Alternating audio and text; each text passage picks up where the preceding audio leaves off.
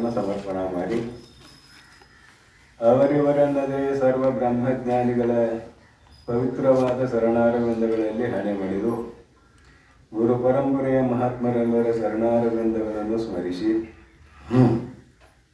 ಜಗದ್ವಂದ್ಯರು ಜಗದ್ಗುರುಗಳು ಶಿವಾವತಾರಿಗಳು ಪರಮ ಪೂಜ್ಯರು ಶ್ರೋತ್ರಿಯರು ಬ್ರಹ್ಮನಿಷ್ಠರು ಆಗಿರುವ ಶ್ರೀ ಸದ್ಗುರು ಸಿದ್ಧಾರೂಢಪ್ಪಗಳವರ ಶರಣಾರವಿಂದಗಳಲ್ಲಿಯೂ ತತ್ಸ್ವರೂಪನೆಯಾದ ಶ್ರೀ ಶಿವಾನಂದಪ್ಪಗಳವರ ಚನ್ನಾರವಿಂದಗಳಲ್ಲಿಯೂ ಮಹಾಮೌನಯೋಗಿ ಗುರುನಾಥಾರೂಢಪ್ಪಗಳವರ ಶರಣಾರವಿಂದಗಳಲ್ಲಿಯೂ ಅನಂತ ನಮಸ್ಕಾರಗಳನ್ನು ಸಮರ್ಪಣ ಮಾಡಿ ಉಪಸ್ಥಿತ ಸಾಧಕ ಸಾಧಕಿಯರಾದ ತಮ್ಮೆಲ್ಲರಲ್ಲಿಯೂ ಕೂಡ ಶರಣರು.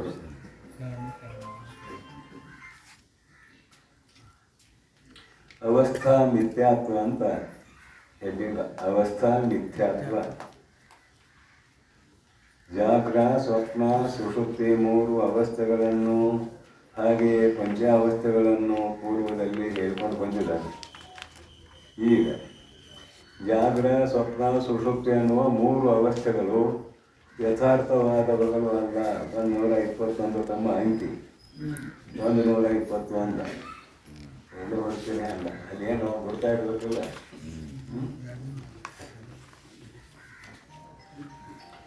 ಮತ್ತಮ್ಮ ಅವಸ್ಥೆಗಳು ಜಾಗ್ರದ ಅವಸ್ಥೆಯು ತತ್ತದ್ ವಿಷಯಗಳು ಸ್ವಪ್ನ ಕಾಲದೊಳಗಿಲ್ಲ. ಸ್ವಪ್ನ ಅವಸ್ಥೆಯು ತತ್ತದ್ ವಿಷಯಗಳು ಜಾಗ್ರತ್ ಕಾಲದೊಳಗಿಲ್ಲ. ಈ ಎರಡು ಅವಸ್ಥೆಗಳು ಉಭಯ ವಿಷಯಗಳು ಸುಷುಪ್ತಿ ಕಾಲದೊಳಗಿಲ್ಲವಾಗಿ ಕಾಲ ದೇಶ ವಸ್ತು ನೈಮಿತ್ತಿಕಂ ಇಲ್ಲದೆ ಇರುವುದರಿಂದ ಅಧಿಕಾರಿ ಭೇದದಿಂ ಫಲವು ಬಗೆಯಾಗಿ ತೋರ್ಪುದರಿಂ ಅಭಿಸಂಧಿ ಬಲಾನುಗುಣವಾಗಿ ಕಾರ್ಯ ವೈಚಿತ್ರ್ಯ ತೋರ್ಪುದರಿಂ ತ್ರಿಕಾಲ ಅಬಾಧ್ಯಂ ಅಲ್ಲವಾಗಿ ಸತ್ಯವಲ್ಲವು ಎಂತಲೂ ಬ್ರಹ್ಮಜ್ಞಾನದಿಂ ಸಮೂಲವಾಗಿ ಅಳಿಯುವುದರಿಂ ಸಾ ಅವಸ್ಥೆಯಲ್ಲಮು ಮಿಥ್ಯೆಯು ಎಂದು ಅರಿಯಲ್ಕೆ ಪೇಳ್ಕುಂ ಮತ್ತಂ ಆ ಅವಸ್ಥೆಗಳೆಲ್ಲದರ ಒಳಗೆ ಅನುಶ್ಯೂತನಾಗಿಯೂ ವ್ಯಕ್ತಿ ಸತ್ತಾ ಮಾತ್ರನಾಗಿಯೂ ಅವಿನಾಶಿಯಾಗಿಯೂ ಸಾಕ್ಷಿಯಾಗಿಯೂ ಅಸಂಗನಾಗಿಯೂ ಬಿಡದೆ ಅರಿವ ನಿಜ ತುರ್ಯನಾದ ಆತ್ಮನು ಓರ್ವನೇ ಸತ್ಯವು ಎಂದು ಅರಿಯುವುದು. ಮತ್ತೊಮ್ಮೆ 5 ಅವಸ್ಥೆಗಳನ್ನು ಹೇಳಿದ ನಂತರ ಮುಖ್ಯವಾಗಿ ಇದರಾಗ 3 ಅವಸ್ಥೆಗಳು ತಗೊಂಡಿದ್ದಾರೆ. ಜಾಗ್ರ ಸ್ವಪ್ನ ಸುಷುಪ್ತಿ. ಆ 2 ಅವಸ್ಥೆ ಪ್ರಯತ್ನಕ್ಕೆ ಅಧೀನ. ತುರ್ಯಾತೀತ. ಇಲ್ಲಿ ಮತ್ತಮ್ಮ ಅವಸ್ಥೆಗಳು ಜಾಗ್ರ ಸ್ವಪ್ನ ಸುಷುಪ್ತಿ ಎಂಬುವ 3 ಅವಸ್ಥೆಗಳಲ್ಲಿ ಜಾಗ್ರದ ಅವಸ್ಥೆಯು ತದ್ ವಿಷಯಗಳು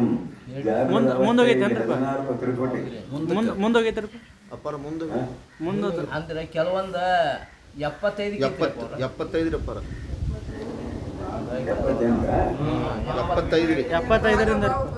ಭಾವ ವಿವೇಕ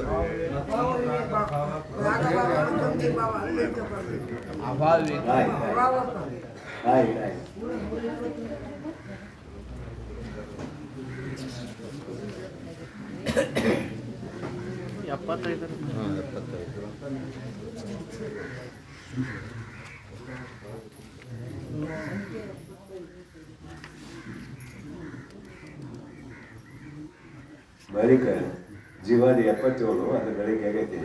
ಜೀವಾದಿ ನಾಮ ಭೇದ. ಅಲ್ಲಿ 4 ಆಕಾಶಗಳನ್ನು ತೆಗೆದುಕೊಂಡು ಈಶ್ವರ ಚೇತನಕ್ಕೂ ಜೀವ ಚೇತನಕ್ಕೂ ಅಭೇದಿಲ್ಲ, ಕೂಟಸ್ಥ ಚೇತನಕ್ಕೂ ಬ್ರಹ್ಮ ಚೇತನಕ್ಕೂ ಅಭೇದಿದೆ ಅನ್ನುವ ವಿಷಯವನ್ನು ಬೆಳಗಿನ ಪ್ರವಚನದಲ್ಲಿ ಹೇಳಿದರು. ಈಗ ಆತ್ಮತ್ರಯ ಏನಂತಾರೆ ನೋಡಿ. ಬಳಿಕ ಜೀವಾತ್ಮ ಅಂತರಾತ್ಮ ಪರಮಾತ್ಮರು ಎಂದು ಆತ್ಮತ್ರಯದಲ್ಲಿ ಕತ್ತಾಯ ಪಿಂಡದಂತೆ ದೇಹಾದಿಗಳೊಡನೆ ತನ್ನ ಸಂಬಂಧದಲ್ಲಿ ಸಕಲ ಸಂಸಾರ ವ್ಯಾಪಾರ ಮುಳ್ಳಾತನೆ ಜೀವಾತ್ಮನು. ಕಮಲ ಪತ್ರೋದಕದಂತೆ ಜೀವನ ಸಂಸಾರಮಂ ಪೊಂದಿಯುಂ ಪೊಂದದಾತನೇ ಅಂತರಾತ್ಮನು ಅಕ್ಕುಂ. ಲೋಕ ವ್ಯವಹಾರಕ್ಕೆ ಸೂರ್ಯನಂತೆ ಜೀವಾಂತರಾತ್ಮ ವ್ಯವಹಾರಗಳಿಗೆ ಸಾಕ್ಷಿಯೇ ಪರಮಾತ್ಮನು ಅಕ್ಕಂ. ಏನಂತಾರೆ ಈ ವಿಷಯದಲ್ಲಿ? ಬಳಿಕ ಮೇಲಿನ ಹೆಡ್ಡಿಗದಲ್ಲಿ ಏನು ಹೇಳಿದರು? 4 ಹೇಳಿದರು. ಜೀವಚೇತನ, ಈಶ್ವರ ಚೇತನ, ಕೂಟಸ್ಥ ಚೇತನ, ಬ್ರಹ್ಮಚೇತನ. ಈಗ ಆ ನಂತರ ಜೀವಾತ್ಮ ಮತ್ತು ಅಂತರಾತ್ಮ ಹಾಗೂ ಪರಮಾತ್ಮ ಅಂತ ಆತ್ಮತ್ರಯರು ಉಪಾಧಿಯಿಂದ, ಆತ್ಮ ಒಬ್ಬನೇ ಉಪಾಧಿಯಿಂದ ಆತ್ಮತ್ರಯರು 3 ಜನರಾಗಿ ಕಾಣ್ತಾರೆ. ಯಾಚಕ, ವಾಚಕ, ಪಾಠಕ. ಒಬ್ಬನೇ ಭಿಕ್ಷಾ ಬೇಡುವಾಗ ಯಾಚಕ, ಶಾಸ್ತ್ರ ಹೇಳುವಾಗ ಪಾಠಕ, ಅಡುಗೆ ಮಾಡುವಾಗ ವಾಚಕ ಅಂತ ಹೇಳಿದ ಹಾಗೆ ಇಲ್ಲಿ ಒಬ್ಬನೇ ಆತ್ಮ ಅವಸ್ಥೆಗಳಿಗೆ ಅನುಗುಣವಾಗಿ 3 ಹೆಸರು ಪಡಿತಾನೆ. ಬಳಿಕ ಜೀವಾತ್ಮ, ಇವ ಜಾಗೃತ ಅವಸ್ಥೆಯ ಅಭಿಮಾನಿ ಜೀವಾತ್ಮ, ಸುಮ್ಮನೆ ಸಂಕ್ಷಿಪ್ತ. ಅಂತರಾತ್ಮ, ಇವನು ಸಂಸಾರದಲ್ಲಿ ಇದ್ದು ಇಲ್ಲದಂಗೆ ಕಾಣ್ತಾನೆ, ಇಲ್ಲದಂಗೆ ಇರ್ತಾನೆ, ಒಳಗೆ ಹೊರಗೆ ಇದ್ದಂಗೆ ಕಾಣ್ತಾನೆ. ಪರಮಾತ್ಮ ನಾವು ಕೇವಲ ಸಾಕ್ಷಿ. ಪರಮಾತ್ಮನೆಂದು ಆತ್ಮತ್ರಯವು ಆತ್ಮತ್ರಯದಲ್ಲಿ 3 ಜನ ಆತ್ಮರಲ್ಲಿ ಕತ್ತಾಯ ಪಿಂಡದಂತೆ ಕಾಯ್ದ ಕಬ್ಬಿಣದಂತೆ ದೇಹಾದಿಗಳೊಡನೆ ಈ ದೇಹಾದಿಗಳ ಸಂಪರ್ಕದಲ್ಲಿ ತನ್ನ ಸಂಬಂಧದಿಂ ಈ ಶರೀರವೇ ನಾನು ಅನ್ನುವಂಥ ದೃಢತರವಾದ ಅಧ್ಯಾಸ ಇವನಲ್ಲೇ ಐತಿ. ಕಾಯ್ದ ಕಬ್ಬಿಣದಲ್ಲಿ ಸುಡುವತನ ಐತಿ, ಹಾಗಿದ್ರಲ್ಲಿಯೂ ಕೂಡ ಅರಿಯುವತನ ಐತಿ. ಯಾಕೆ? ಆತ್ಮ ಇದರಲ್ಲಿ ತಾದಾತ್ಮ್ಯ ಸಂಬಂಧ ಹೊಂದಿದಾನ. ಹೇಳಿದ್ದೇನೆ ಮೊದಲು, ಕಲ್ಪಿತ ತಾದಾತ್ಮ್ಯ ಸಂಬಂಧ ಅಂತ. ದೇಹಾದಿಗಳೊಡನೆ ತನ್ನ ಸಂಬಂಧದಿಂ ತನ್ನನ್ನು ಸಂಬಂಧಪಡಿಸಿಕೊಂಡು ಏನು ಜಾತಿ, ಕುಲ, ಗೋತ್ರ, ಗಂಡು, ಹೆಣ್ಣು ಇದೆಲ್ಲವನ್ನು ತನಗೆ ಸಂಬಂಧಪಡಿಸಿಕೊಂಡು, ಇವಾಗ ಜಾತಿ ಇಲ್ಲ, ಕುಲ ಇಲ್ಲ, ಗೋತ್ರ ಇಲ್ಲ, ಗಂಡಲ್ಲ, ಹೆಂಡತಿ ಅಲ್ಲ. ಪರಂತು ಇವಾಗ ಏನಾಗೈತಿ? ಈ ಶರೀರವೇ ನಾನು. ಶರೀರಕ್ಕೆ ಸಂಬಂಧಪಟ್ಟ ಎಲ್ಲ ವಸ್ತುಗಳು ನನ್ನವುಗಳು. ತನ್ನ ಸಂಬಂಧದಿಂ ಸಕಲ ಸಂಸಾರ ವ್ಯವಹಾರ ಮುಳ್ಳಾತನೆ. ಸಕಲ ಸಂಸಾರ ಬೆಳಿಗ್ಗೆ ಎದ್ದ ಕೂಡಲೇ ಚಲೋ ದುಡಿಲಿಕ್ಕೆ, ನಿದ್ರೆ ಬರೋವರೆಗೆ ದುಡಿದ ಬೆಳಿಗ್ಗೆ ಎದ್ದ ಕೂಡಲೇ ಆರಂಭ, ನಿದ್ರಾವಸ್ಥೆ ಬರೋವರೆಗೆ ಕೆಲಸ ನಡೆಯುವ. ಸಂಸಾರ ವ್ಯವಹಾರ ಮುಳ್ಳಾತನೆ ಜೀವಾತ್ಮನು. ಇವನಿಗೆ ಜೀವಾತ್ಮ ಅಂತ ಕರಿಬೇಕು. ಶರೀರದಲ್ಲಿ ತಾದಾತ್ಮ್ಯ ಹೊಂದಿ ಅದಕ್ಕೆ ಶರೀರಕ್ಕೆ ಸಂಬಂಧಪಟ್ಟ ಎಲ್ಲ ವಿಷಯಗಳು ನನ್ನವುಗಳು ಎಂದು ತಿಳಿದುಕೊಂಡು ಬೇಸರಿಲ್ಲದೆ ದುಡಿಯುವತನ ಏನಿದೆ ನಾವು ಜೀವಾತ್ಮ. ಇನ್ನು ಎರಡನೇ ನಾವು ಅಂತರಾತ್ಮ. ಕಮಲ ಪತ್ರೋದಕದಂತೆ ನೀರಿನಾಗ ಹುಟ್ಟುತ್ತದೆ ಕಮಲ, ಆದರೆ ಅದರ ಎಲೆಗೆ ನೀರು ಅಂಟುವುದಿಲ್ಲ. ಕಮಲ ಪತ್ರೋದಕದಂತೆ ಜೀವನ ಸಂಸಾರ ಮಂಪೊಂದಿಯುಂ. ಇವನು ಕೂಡ ಸಂಸಾರದಲ್ಲೇ ಹುಟ್ಟಿದಾನ, ಸಂಸಾರದಲ್ಲೇ ಬೆಳೆದಾನೆ. ಜೀವನ ಸಂಸಾರ ಮಂಪೊಂದಿಯುಂ, ಇವನು ಸಂಸಾರಿಯಂತೆ ಕಾಣ್ತಾನೆ. ಆದ್ರೆ ವ್ಯತ್ಯಾಸ ಏನು? ಮ್ಯಾಲೆ ಯೋಗ ಅಂತ ಹೇಳಿದ್ರೆ ಹೇಳ್ತಾರೆ, ಒಂದದಾತನೇ ಹೊರಗೆ ಎಲ್ಲವನ್ನು ಹಚ್ಚಿಕೊಂಡಿದ್ದಾನೆ, ಒಳಗೆ ಯಾವುದು ನನ್ನದು ಅಲ್ಲ. ಎಲ್ಲ ಇಲ್ಲೇ ಒಂದಿನ ಬಿಟ್ಟು ಹೋಗುವುದು ಅಷ್ಟೇ ಅಲ್ಲ. ಇದು ಕ್ಷಣಿಕ, ತೋರ್ತದ, ಅಡಗ್ತದ, ಇದು ಯಾವುದು ನನ್ನದು ಅಲ್ಲ ಅಂತ ಒಳಗಿದ್ದಾನೆ. ಹೊರಗೆ ಮಾತ್ರ ಎಲ್ಲವೂ ಸತ್ಯವೇ ಅನ್ನುವಂತೆ ವ್ಯವಹಾರ ಮಾಡ್ತಾನೆ. ಪದ್ಮಪತ್ರಮಿವಾಂಬಸ ಯೋಗಿನಃ ಕರ್ಮ ಕುರ್ವಂತಿ ಕಾಯೇನ ಮನಸ. ಯೋಗಿಗಳು ಕರ್ಮ ಮಾಡ್ತಾರೆ ಫಲಾಪೇಕ್ಷೆ ಇಲ್ಲದೆ, ತ್ಯಕ್ತ ಆತ್ಮಶುದ್ಧಯೇ, ಆಶೆಯನ್ನು ತ್ಯಾಗ ಮಾಡಿ ಅವರು ಕರ್ತವ್ಯಗಳನ್ನು ಮಾಡ್ತಿರ್ತಾರೆ. ಇದು ಅಂತರಾತ್ಮ. ಮೂರನೇದು ಹೇಳ್ತಾರೆ, ಕಮಲ ಪತ್ರೋದಕದಂತೆ ಜೀವನ ಸಂಸಾರ ಪೊಂದಿಯುಂ ಪೊಂದದಾತನೇ ಅಂತರಾತ್ಮನು ಅಕ್ಕಂ. ಇವನಿಗೆ ಅಂತರಾತ್ಮ ಅಂತ ಹೆಸರು ಬಂತು. ಯಾರಿಗೆ ಗೊತ್ತಾಯ್ತಲ್ಲ, ಸಂಸಾರದಲ್ಲಿ ಇದ್ದು ಇಲ್ಲದಂತೆ ಇದ್ದವಾಗ ಅಂತರಾತ್ಮ ಅಂತ ಕರೀತಾರೆ. ಲೋಕ ವ್ಯವಹಾರಕ್ಕೆ ಜಾಗ್ರ, ಸ್ವಪ್ನ, ಸುಷುಪ್ತಿ. ಲೋಕ ವ್ಯವಹಾರಕ್ಕೆ ಸೂರ್ಯನಂತೆ ಒಂದು ದೃಷ್ಟಾಂತ ಕೊಡ್ತಾರೆ. ಸೂರ್ಯೋದಯ ಆದ ಕೂಡಲೇ ಎಲ್ಲ ಜೀವರುಗಳು ತಮ್ಮ ತಮ್ಮ ವ್ಯವಹಾರದಲ್ಲಿ ತೊಡಗುವಂತೆ. ಲೋಕ ವ್ಯವಹಾರಕ್ಕೆ ಸೂರ್ಯನಂತೆ ಜೀವಾತ್ಮ ಅಂತರಾತ್ಮ ವ್ಯವಹಾರಗಳಿಗೆ. ಜೀವಾತ್ಮನ ವ್ಯವಹಾರ ಜಾಗ್ರದಲ್ಲಿ, ಸ್ವಪ್ನದಲ್ಲಿಯೂ ಕೂಡ ಜೀವಾತ್ಮನ ವ್ಯವಹಾರ, ನಿದ್ರಾ ಅವಸ್ಥೆಯಲ್ಲಿ ಜೀವಾತ್ಮನ ವ್ಯವಹಾರ ಎಲ್ಲಿಯೂ ಇದೆ. ಇಲ್ಲ ಅಂದರೆ ಅಲ್ಲೇ ಮುಕ್ತ ಆಗ್ತಿದ್ದ. ನಿದ್ರಾವಸ್ಥೆಯಲ್ಲಿ ಒಂದು ವೇಳೆ ಅವಿದ್ಯೆ ಇಲ್ಲ, ಅಜ್ಞಾನ ಇಲ್ಲ ಅಂತ ಅಂಗೀಕಾರ ಮಾಡಿದರೆ ಏನಾಗ್ತಿದ್ದ? ಮುಕ್ತಾಗಿ ಹೋಗ್ತಿದ್ದ. ಆದರೆ ಅಲ್ಲಿಯೂ ಕೂಡ ಜೀವನ ವ್ಯವಹಾರ ಇದೆ. ಸುಖಂ ಅಸ್ವಾಪ್ಸ್ವಂ ನ ಕಿಂಚಿತ್ ಅವೇದಿಷಂ. ನಾನು ಇಷ್ಟು ಹೊತ್ತಿನವರೆಗೆ ಸುಖವಾಗಿ ಮಲಗಿದ್ದೆ, ಏನೊಂದು ಗೊತ್ತಾಗಲಿಲ್ಲ. ಎರಡು, ಇಷ್ಟೊತ್ತಿನವರೆಗೆ ಸುಖವಾಗಿ ಮಲಗಿದ್ದೆ ಅನ್ನೋದು ಒಂದು. ಏನೊಂದು ಗೊತ್ತಾಗಲಿಲ್ಲ ಅಂದ್ರೆ ಅವಿದ್ಯೆ. ಅದು ಏನನ್ನೂ ತಿಳಿಯಲಿಲ್ಲ, ಅವಿದ್ಯೆ. ಈ ಎರಡರ ಸ್ಮರಣೆ ಬರ್ತದೆ ಜಾಗ್ರದ ಅವಸ್ಥೆಯಲ್ಲಿ. ನಾನು ಇಷ್ಟೊತ್ತಿನವರೆಗೆ ಭಾಳ ಸುಖವಾಗಿ ಮಲಗಿದ್ದೆ, ಏನೂ ಗೊತ್ತಾಗಲಿಲ್ಲ. ಮತ್ತು ಇಲ್ಲಿ ಅರಿಯುವುದು ಯಾರು ಅಂತ ಕೇಳಿದ್ರೆ ಜೀವಾತ್ಮನೇ ಅರಿಯುತ್ತಾನೆ. ಅವ ಎಲ್ಲರೂ ಇರಲಿ, ಬ್ರಹ್ಮದಲ್ಲಿ ಏನಾಗಿರ್ತಾನೆ ಅಂತ ಹೇಳಿದೆವು ಪೂರ್ವದಲ್ಲಿ. ತನ್ನ ಮೂಲ ಸ್ವರೂಪವಾದ ಬ್ರಹ್ಮದಲ್ಲೇ ಏನಾಗಿರ್ತಾನೆ. ಆದರೆ ಜೀವಭಾವ ಹೋಗಿರುವುದಿಲ್ಲ. ಯಾಕೆ ಹೋಗಿರುವುದಿಲ್ಲ? ಈ ಜನ್ಮಕ್ಕೆ ಕಾರಣವಾದ ಪ್ರಾರಬ್ಧ ಕರ್ಮ ಮತ್ತು ಅವಿದ್ಯೆ, ಈ ಎರಡು ಹಗ್ಗ ಹಿಡ್ಕೊಂಡು ಮುಳುಗಿರ್ತಾನೆ. ಬಾಗಾಗಂತ ಮಾನ್ಯ ಹೇಳಿದೇನಲ್ಲ, ನೆನಪು ಮಾಡ್ರಿ, ನೆನಪು ಬಿದ್ರೆ ನೆನಪು ಮಾಡಿಕೊಡ್ರಿ, ಇಲ್ಲರಿ ಇಲ್ಲ.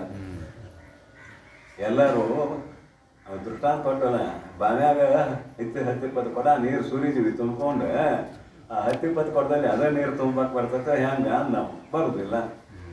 ಮತ್ತು ಇಲ್ಲಿ ಎಲ್ಲರೂ ಜೀವಾತ್ಮರು ಬ್ರಹ್ಮದಲ್ಲೇ ಮುಳುಗಿದ್ರೆ ಯಾವನು ಯಾವ ಶರೀರದಿಂದ ಹೋಗಿ ಮಲಗಿದ್ದೋ ಅವ ಅದೇ ಶರೀರದಿಂದ ಹೆಂಗೆ ಎದ್ದು ಬರ್ತಾನೋ, ಅದೇ ಶರೀರದಲ್ಲಿ ಹೆಂಗೆ ಎದ್ದು ಬರ್ತಾನೋ ಅಂತ ಕೇಳಿದ. ನಾವು ತೋರಿಸ್ಲಿಲ್ಲ ಅಂದವ. ಯಾವ ಕೊಡದಾಗ ನೀರು ಸುರಿದಿದ್ದೀವೋ ಅದೇ ಕೊಡದಾಗ ತುಂಬ ತೋರಿಸ್ರಿ ನನಗೆ. ಅದು ತೋರ್ಸಕ್ಕೆ ಬರೋದಿಲ್ಲ. ತೋರ್ಸಕ್ಕೆ ಬರೋದಿಲ್ಲ ಅಂದ್ಮೇಲೆ ಒಪ್ಕೊಳ್ರಿ ನಮ್ಮದು ಅಂತ ಅವನ ಅಭಿಪ್ರಾಯ, ಮತ್ತೇನಿಲ್ಲ. ನಮ್ದು ಒಪ್ಕೊಳ್ರಿ. ಆದರೆ ಅದಕ್ಕೆ ಉತ್ತರ ಕೊಟ್ಟರು, ತಮ್ಮ ಈ ಕೊಡ ಏನು ನೀರು ಸುರಿಯುತ್ತಲ್ಲ ಅದೇ ನೀರು ತುಂಬಾಕೆ ಏನೂ ಮಾಧ್ಯಮ ಇಲ್ಲ ಇಲ್ಲಿ. ಯಾವ ನೀರು ಸುರಿವಿತ್ತು ಅದೇ ನೀರು ಸುರುವಾಕ ಯಾವುದು ಮಾಧ್ಯಮ ಇಲ್ಲ ಇಲ್ಲಿ. ಆದರೆ ಜೀವಾತ್ಮನು ಬ್ರಹ್ಮದಲ್ಲಿ ಮುಳುಗಿದನಲ್ಲ, ಈ ಜನ್ಮಕ್ಕೆ ಕಾರಣವಾಗಿರುವ ಕರ್ಮ, ಪ್ರಾರಬ್ಧ ಕರ್ಮ ಹಾಗೂ ಅವಿದ್ಯೆ ಇವೆರಡೂ ಇರೋದ್ರಿಂದ ಈ ಮೂರು ಅವಸ್ಥೆಗಳು ಪ್ರಾರಬ್ಧ ಕರ್ಮಕ್ಕೆ ಬಂದು ಹೋಗ್ತಾವೆ. ನೆನಪಿಟ್ಕೊಳ್ರಿ. ಜಾಗ್ರದ ಅವಸ್ಥೆಯು ಪ್ರಾರಬ್ಧ ಕರ್ಮಕ್ಕೆ ಅಧೀನವಾಗಿ ಬರ್ತದೆ. ಸ್ವಪ್ನ ಅವಸ್ಥೆಯು ಪ್ರಾರಬ್ಧ ಕರ್ಮಕ್ಕೆ ಅಧೀನವಾಗಿ ಬರ್ತದೆ. ನಿದ್ರಾ ಅವಸ್ಥೆಯೂ ಕೂಡ ಪ್ರಾರಬ್ಧ ಕರ್ಮಕ್ಕೆ ಅಧೀನವಾಗಿ ಬರ್ತದೆ. ಅಲ್ಲಿ ಪ್ರಾರಬ್ಧ ಕರ್ಮ ಇದೆ ಒಂದು ಭಾಗ, ಇನ್ನೊಂದು ಭಾಗ ಏನು ಗೊತ್ತಾಗಲಿಲ್ಲ, ಅವಿದ್ಯೆ ಇದೆ. ಇವೆರಡೂ ಇರೋಣದ್ರಿಂದ ಯಾವ ಶರೀರದಿಂದ ಹೋಗಿ ಬ್ರಹ್ಮದಲ್ಲಿ ಮುಳುಗಿದ್ದು ಅದೇ ಶರೀರದಿಂದ ಹೇಳ್ತಾನೆ, ಅದೇ ಶರೀರದಲ್ಲಿ ಹೇಳ್ತಾನೋ ಅಂತ ಆಯಿತು.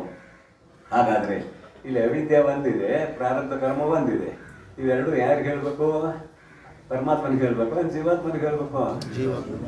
ಜೀವಾತ್ಮನಿಗೆ ಹೇಳಬೇಕು. ಪರಮಾತ್ಮನಿಗೆ ಹೇಳೋ ಕೆಲಸ ಇಲ್ಲ. ಆದರೆ ನಾವು ಮೂರು ಅವಸ್ಥೆಗಳನ್ನು ಸಾಕ್ಷಿಯಾಗಿದ್ದುಕೊಂಡು ಅರಿತಾ ಇರ್ತಾನೆ. ಜಾಗ್ರ ಆಗಲಿ, ಸ್ವಪ್ನ ಆಗಲಿ, ಸುಷುಪ್ತಿ ಆಗಲಿ, ಆತನು ಸಾಕ್ಷಿಯಾಗಿದ್ದುಕೊಂಡು ಅರಿಯುತ್ತಾನೆ.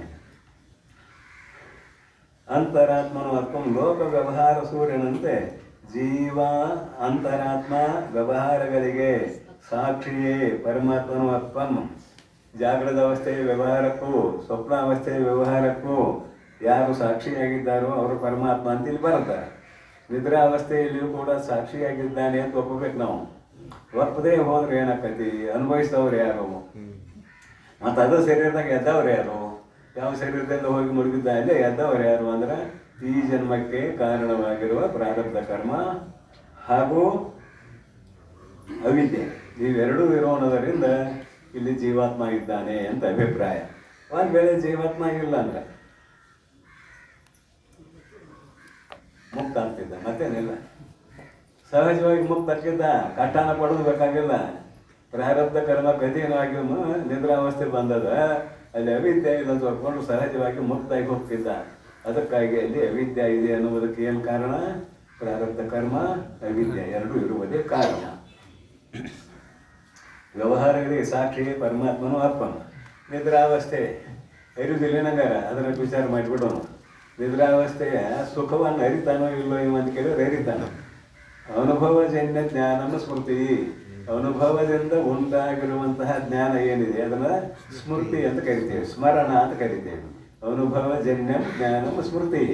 ನಿನಗೆ ನಿದ್ರಾವಸ್ಥೆಯಲ್ಲಿ ಸುಖದ ಅನುಭವ ಹಾಗೂ ಅವಿದ್ಯಾ ಇದೆ ಅನ್ನುವ ಅನುಭವ ಬರದೆ ಹೋದ್ರೆ ಸ್ಮರಣ ಹೆಂಗೆ ಮಾಡ್ತಿದ್ದ ನಾವು? ಸ್ಮರಣ ಮಾಡಿದನಂದ್ರೆ ಅಲ್ಲಿ ಎರಡೂ ಇದೆ ಅಂತ ಆಯಿತು.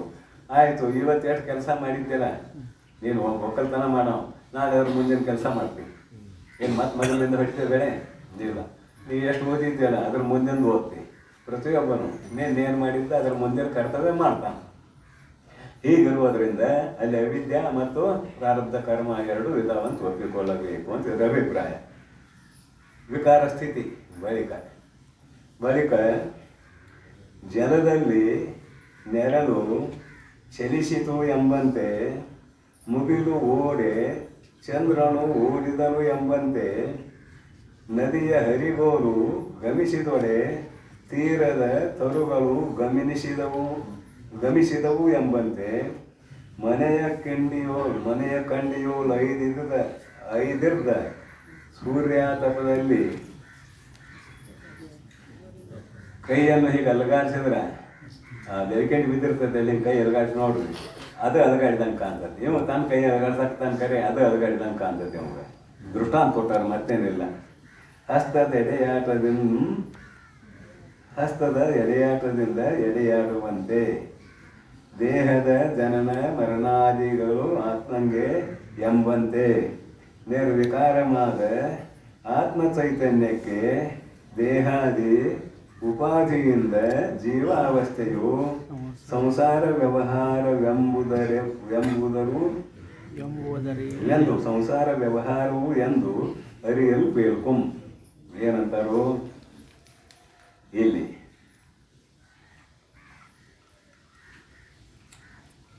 ಬಳಿಕ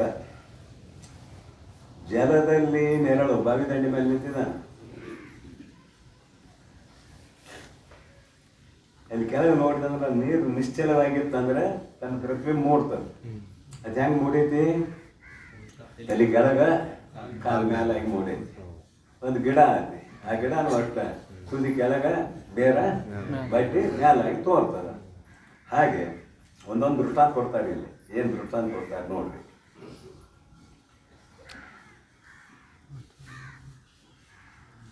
ಬಳಿಕ ಜಲದಲ್ಲಿ ನೆರಳು ಚಲಿಸಿತು ಎಂಬಂತೆ, ಆ ನೀರು ಅಲಗಾಡಿದ್ರೆ ಅಲ್ಲಿ ಪ್ರತಿಬಿಂಬ ಅಲಗಾಡಿತು ಅಂತ ಕಾಣ್ತದೆ. ಚಲಿಸಿತು ಎಂಬಂತೆ, ಮುಗಿಲು ಓಡೆ, ಮುಗಿಲಂದ್ರೆ ಮೋಡ, ಆಕಾಶಕ್ಕೂ ಮುಗಿಲು ಅಂತಾರೆ, ಮೋಡಕ್ಕೂ ಕೂಡ ಮುಗಿಲು ಅಂತಾರೆ.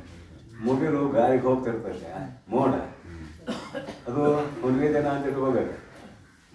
ಮತ್ತೆ ಯಾವಾಗ ಇಟ್ಕೊಂಡು ಹೆಂಗೆ ಬಂತಾರೆ ಹುಣ್ಣಿಮೆ ದಿನ ಆ ಚಂದ್ರ ಓಡಾಕತ್ತಾನ ಅನಿಸ್ತದೆ ನಮಗೆ. ಮುಗಿಲು ಓಡಿ ಚಂದ್ರನು ಓಡುತ್ತಿದ್ದಾನೆ ಅಂತ ನಮಗೆ ಕಾಣ್ತದೆ. ಚಂದ್ರ ಓಡಿಲಲ್ಲಿ ಮೋಡು ಓಡುವುದನ್ನು ಚಂದ್ರನಲ್ಲಿ ನೋಡ್ತೀರಿ, ಇದು ತಪ್ಪು ತಿಳುವಳಿಕೆ.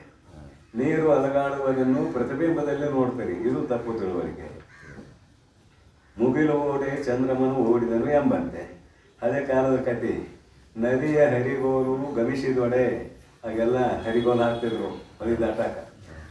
ಮೀನ ಹಿಡಿಯವರು ಮೇಲಿಂದ ಕೆಳಕ್ಕೆ, ಕೆಳಗಿನಿಂದ ಮ್ಯಾಲ್ಕ ಹೋಗ್ತಾರೆ. ಅವ್ರು ಮೀನ ಹಿಡಿಯವರು ಆಟ ದಾಟೋದಿಲ್ಲ. ಅವ್ರು ಕೆಳಗಿನಿಂದ ಮೇಲಿಂದ ಕೆಳಗೆ ಹೋಗ್ತಾರೆ. ಅವ್ರಿಗೆ ಹೆಂಗೆ ಕಾಣ್ತದೆ ಅಂದ್ರೆ ದಡದಲ್ಲಿ ಇರುವ ಗಿಡಗಳು ಹಿಂದಕ್ಕೆ ಓಡಿದಂತೆ ಕಾಣುತ್ತವೆ. ಇವರ ನಾವೇ ಓಡಾಕತ್ತದೆ, ಪರಂತು ಇವರೇ ನೋಡಿದ್ರು ಆ ಓಡುವುದನ್ನು, ನಾವೇ ಓಡುವುದನ್ನು ಮರಗಳಲ್ಲಿ ನೋಡಿದ್ರು.